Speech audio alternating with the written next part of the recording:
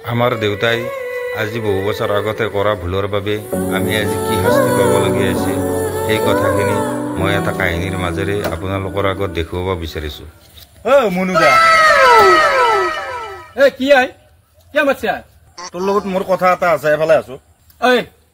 মই দাখান থৈ যাই আছো দেছো কি কথা আছে কো।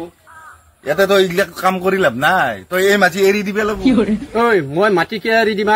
এই মাটিত তই আজি 30 বছৰ 40 বছৰ তই এনাই আছা। আমাৰ দেউতাই তোক মাটিখিনি থাকবে এৰি দিছি, তোকতো নিজে কৰি দিয়া নাই।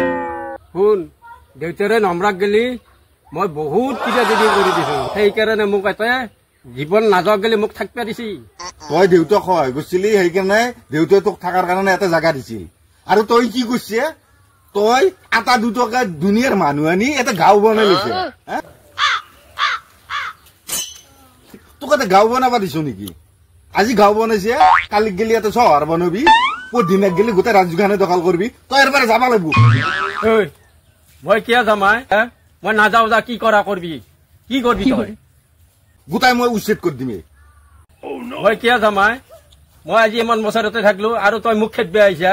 ইমান বছৰ থাকি থাকি মই আৰু যাম, মই নাযাও, যা কি কৰবি? বেলেগৰ পৰা ইমান দাদাগিৰি কৰিব পাৰা? বেলেগ জাগাৰ পৰা আহি পেলাই তই মোকে যাবা লাগব, চব যাবা লাগব। মই উচ্ছেদ কৰি দিম, যাবা লাগব, ভাঙি দিম। মই আজি ভাঙি দিম, জেচিপি আনি ভাঙি দিমে। মই যাবা লাগব, তই কি কৰবি? যাবা লাগব, তই যাবা লাগব। দাদাগিৰি खत्म। Bye bye, tata, good bye.